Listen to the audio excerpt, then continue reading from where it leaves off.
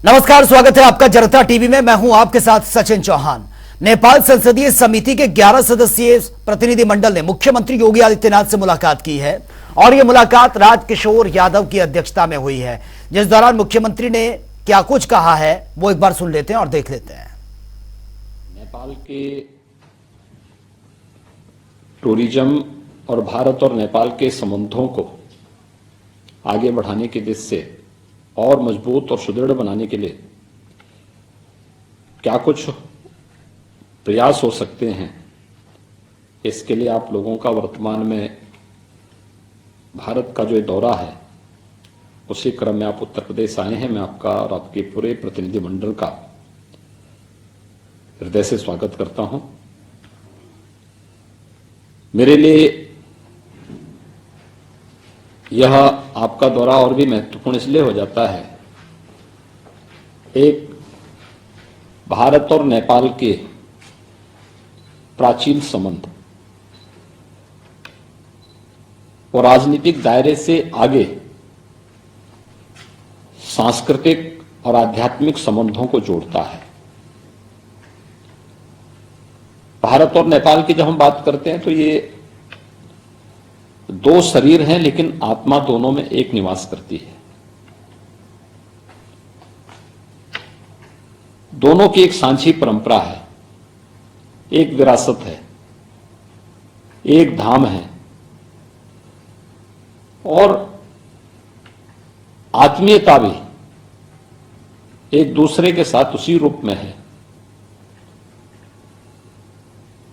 त्रेता युग से चले आ रहे संबंध आज भी उसी प्रकार से चले आ रहे हैं। हजारों वर्ष पहले आज भी रोटी बेटी का संबंध आज भी जुड़ा हुआ है। इस संबंध को और मजबूत करना यह हर भारतवासी का भी और हर नेपाल के वासी का भी दायित्व बनता है कि हम इस दायित्व को राजनीतिक दायरे से, राजनीतिक सीमाओं के बाहर निकल करके मजबूत बनाएं। इसी में दोनों देशों का हित है।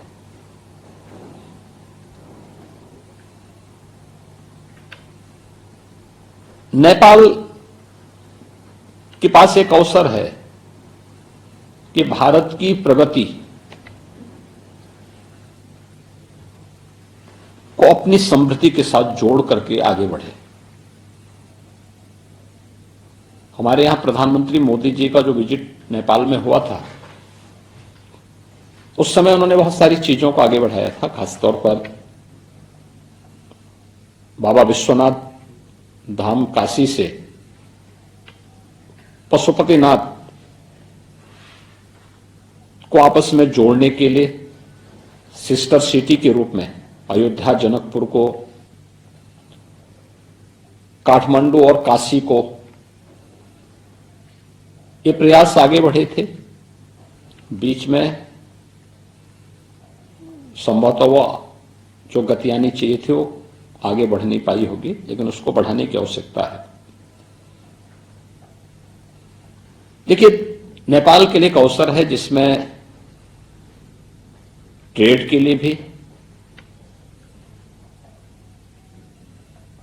टूरिज्म के लिए भी और टेक्नोलॉजी के लिए भी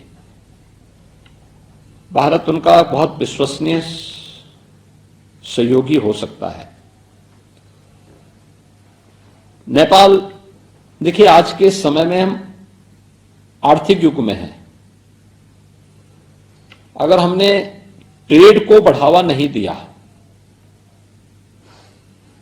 पिछड़ जाएंगे। हमें इसके लिए, क्योंकि केवल ट्रेड को बढ़ावा ही नहीं देना है, रोजगार के सृजन होंगे, अनेक लोगों के हाथों को काम मिलेगा, इंडस्ट्री स्थापित होंगी। उस दिशा में प्रयास, उसकी मैपिंग होना, लैंड बैंक तैयार करना, उस प्रकार के पॉलिसीज को अपने यहां तैयार करना। नेपाल से विधायकों का एक दल आज हिंदुस्तान आया है और खासकर उत्तर प्रदेश की विधानसभा ये सब पहुंचे हुए। हरि उप्रेती जी हैं जो विधायक हैं नेपाल में। आप इंडिया आए हैं, वजह क्या है और आज आप विधानसभा में? विधानसभा आप आए हैं, क्यों आए हैं? विधानसभा में यहाँ का विधानसभा का यहाँ का शेयर करना है हमारा देश के लिए। यहाँ कैसा कैसा विधान कैसे तरह से कैसे डिलीवर करती है, उसी तरह से हम लोग का एक तो सीखना भी है। भारत बहुत दिन से लोकतांत्रिक देश है, वहाँ से हमारा नया लोकतंत्र की स्थापित है, उसमें सीखना है, आगे बढ़ना है। तो अभी जब आप लोग आए हैं तो इंडिया में कहाँ कहाँ गए हैं, और उत्तर प्रदेश में राम मंदिर बन गया है, क्या वहाँ पे भी गए आप? हम जाएंगे, मुख्यमंत्री जी ने हम लोग का भी सुझाव भी दिए हैं। हम अयोध्या में क्या है कि हमारा बहनोई अयोध्या में है। अयोध्या में सीता बहन हमारा अयोध्या में उसका घर वास हुआ है, उसको देखना जाना है। ये इसको अयोध्या से जनकपुर को भी जोड़ना भी है, इसलिए इससे हम लोग का पर्यटन में बहुत सगाव पुगेगा। तो देखिए, हरि उप्रेती जी हैं, विधायक हैं नेपाल में, और इनका कहना है कि नेपाल और हिंदुस्तान के रिश्तों को बेहतर करने के लिए वो आए हैं।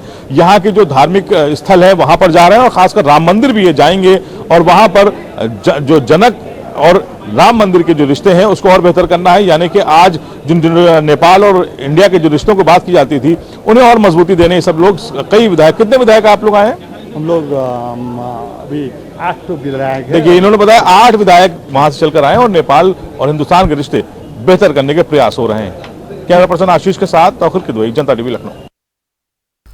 लखनऊ स्थित राजभवन में कारागार एवं होमगार्ड्स राज्य मंत्री धर्मवीर प्रजापति ने राज्यपाल आनंदीबेन पटेल से शिष्टाचार भेंट की है और राम मंदिर की प्रतिकृति भी भेंट उनको ये की है। और इस दौरान उन्होंने विभागीय काम, उपलब्धियों पर भी विस्तार से चर्चा की। साथ ही जेलों में कैद बंदियों की रिहाई, जेलों में निवासित बच्चों की शिक्षा आदि का मुद्दा भी इसमें शामिल है।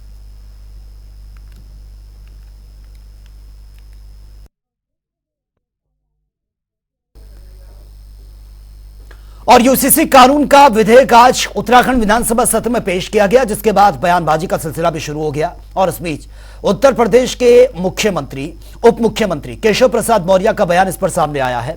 इसमें उन्होंने यूसीसी के लिए उत्तराखंड के मुख्यमंत्री पुष्कर सिंह धामी को बधाई दी है और साथ ही उन्होंने कानून का विरोध करने वालों पर भी निशाना साधा है। मैं उत्तराखंड में भारतीय जनता पार्टी सरकार के मुखिया श्री पुष्कर सिंह धामी जी और उनकी पूरी सरकार को यूसीसी लाने के लिए बधाई देता हूं। भारतीय जनता पार्टी ने धारा 370 हटाने का वादा किया, पूरा कर दिया। रामलला का भव्य मंदिर बनाने का वादा किया, पूरा कर दिया। यूसीसी लाने का वादा किया हुआ है देश की जनता से। भाजपा का विचार का मुद्दा है और आज उत्तराखंड यानी देवभूमि से शुरुआत हुई है। आने वाले समय में मुझे पूरा विश्वास है कि हमारी जो विचारधारा से जुड़े हुए विषय हैं वो आगे बढ़ेंगे। यहाँ इस देश में एक व्यक्ति के, हर व्यक्ति के लिए एक कानून होगा। हिंदू के लिए अलग, मुसलमान के लिए अलग, ईसाई के लिए अलग, ऐसा नहीं है। यह देश सबका साथ, सबका विकास, सबका सम्मान, सबको स्थान देते हुए आगे बढ़ रहा है। इस देश में 4 जातियां हैं, गरीब है, किसान है, युवा है, महिला है, और इससे अलग हट करके जो सोचने वाले हैं उनका राजनीतिक भविष्य खतरे में। उत्तराखंड विधानसभा सत्र में यूसीसी बिल ये पेश हुआ और साथ ही कल यूपी विधानसभा में श्री राम जन्मभूमि पर राम मंदिर निर्माण के लिए बधाई संदेश के मुद्दे पर कल विधानसभा में सपा में 2 फाड़ होते हुए नजर आए। और इन सभी मुद्दों पर हमारे संवाददाता ने कांग्रेस नेता आराधना मोना मिश्रा से खास बातचीत की है, वो देख लेते हैं। हमारे साथ विधानमंडल दल कांग्रेस आराधना मोना मिश्रा जी हैं। यूसीसी का कानून उत्तराखंड में आज पेश हुआ सदन में, किस तरीके से देखती हैं और उत्तर प्रदेश में क्या इसकी जरूरत है? देखिए, यूसीसी का जो बिल आया है इसका जरूर से उत्तराखंड ने अपने सदन में रखा है, पर अभी हम लोग के समक्ष नहीं आया क्योंकि ये एक बहुत ही महत्वपूर्ण और संवेदनशील बिल है। इसको पढ़े बिना, अध्ययन किए बिना कि उस बिल में क्या चीजें हैं, उस पर कोई भी टिप्पणी करना मुझे लगता है वो उचित नहीं होगा। बिल को आने दीजिए, हम उसको पढ़ेंगे, अध्ययन करेंगे और कोई सुझाव भी होगा वो भी देंगे। कल राम मंदिर को लेकर प्रस्ताव रखा गया जिसमें तमाम समाजवादी पार्टी के विधायक 2 फाड़ हुए थे। आप इसको किस तरीके से देखती हैं? और अपना आज कई सारे विधायकों ने आज सदन में ये कहा भी समाजवादी पार्टी के कि हम इसमें समर्थन में थे, और क्योंकि ये इस तरह का जो प्रस्ताव आता है ये पहले से उसको सूचित किया जाता है, कम से कम दलीय नेताओं को सूचित किया था। इस तरह का कोई सूचना थी नहीं, इसलिए बहुत सारे ऐसे विधायक थे जो शायद समझ नहीं पाए कि उन्हें क्या करना है, किस चीज पर ये वोटिंग हो रही है। और आज भी कई विधायकों ने उसमें अपना पक्ष रखा कि उनको गलती से उन्होंने पक्ष या विपक्ष में मत दिया है। शुक्रिया। तो ये थी आराधना मोना मिश्रा, कांग्रेस की नेता, विधानमंडल दल की नेता हैं, जिनका साफ तौर से कहना था कि यूसीसी का कानून उत्तराखंड में आज पेश हुआ है, उसको सामने आएगा, उस पर तब देखा जाएगा कि उत्तर प्रदेश में इसकी लाने की जरूरत है या नहीं है। कल जिस तरीके से सदन में कांग्रेस के समाजवादी पार्टी के जो विधायक थे, दो फाड़ हुए थे मंदिर को लेकर के, उसमें भी उन्होंने साफ तौर से कहा कि जो समाजवादी पार्टी के विधायक ने आज ने समर्थन भी किया है। उनका साफ तौर से कहना यह भी था कि कल कुछ विधायक समझ भी नहीं पाए थे कि मामला किस वजह से क्या सदन में रखा गया है। प्रोफेसर रियाज के साथ रूम सिंह, जनता टीवी, लखनऊ। और ज्ञानव्यापी केस को लेकर यह बड़ी खबर है। तहखाने में पूजा अर्चना को चुनौती, ये मुस्लिम पक्ष ने इस पर अपनी याचिका भी दाखिल कर दी है। तो इस पूरे मामले को लेकर सुनवाई हुई है। फिलहाल जो बड़ी अपडेट इस पूरे मामले को लेकर आ रही है, पूजा अर्चना के खिलाफ जो याचिका पर सुनवाई ये हुई है और मुस्लिम पक्ष ने अपनी याचिका इसमें दाखिल की थी। व्यास तहखाने में पूजा की मंजूरी हिंदू पक्ष को मिली थी। तो चलिए आगे बढ़ते हैं। इलाहाबाद यूनिवर्सिटी से सनसनीखेज मामला सामने आया। विश्वविद्यालय की ही एक छात्रा ने यूनिवर्सिटी के प्रोफेसर पर कथित तौर पर यौन उत्पीड़न के आरोप लगा दिए हैं और छात्रा का जो शिकायती पत्र है इंटरनेट पर वायरल हो रहा है, जिसमें छात्रा की ओर से प्रोफेसर पर लगाए गए आरोपों का जिक्र किया गया। इस पूरे मामले को लेकर विश्वविद्यालय के बाकी छात्र प्रदर्शन कर रहे हैं और सुरक्षा व्यवस्था पर भी सवाल उठा रहे हैं।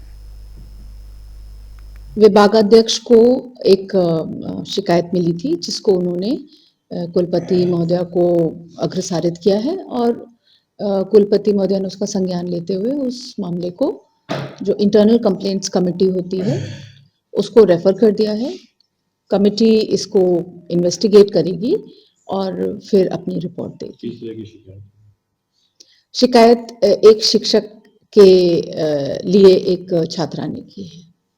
Professor Jaya Kapoor, PR। तो चलिए अब तमाम खबरें ताबड़तोड़ अंदाज में।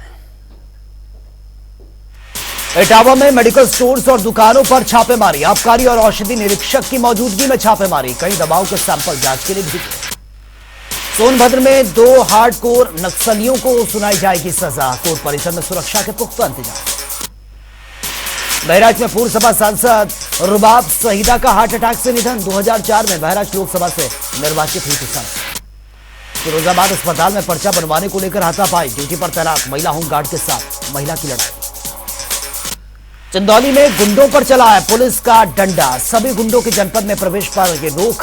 लूट, हत्या, अपहरण और बलात्कार के केस पहले से वांछित थे ये लोग। उन्नाव में सीएम के आदेश पर जनता के बीच गए हैं कमिश्नर, कलेक्ट्रेट सभागार में जनता की सुनिए शिकायत। सहारनपुर में तेंदुए का कहर, वन विभाग की बताई जा रही है बड़ी लापरवाही, गांव वालों में दिखा है भारी आक्रोश। शाहजहांपुर में कार ओवरब्रिज की रेलिंग तोड़कर पुल से नीचे गिरी है कार में सवार युवकों को बाहर निकाला गया। प्रयागराज में इलाहाबाद यूनिवर्सिटी के असिस्टेंट प्रोफेसर पर यौन उत्पीड़न का आरोप, छात्रा की शिकायत पर इंटरनेट पर वायरल हो रहा है। कानपुर में युवक की हत्या का पुलिस ने खुलासा कर दिया, शराब पार्टी में दोस्तों ने की थी दोस्त की हत्या। फर्रुखाबाद में टीएम ने लोहिया हॉस्पिटल का औचक निरीक्षण किया, अस्पताल में भर्ती मरीजों ने समय से खाना न मिलने की शिकायत।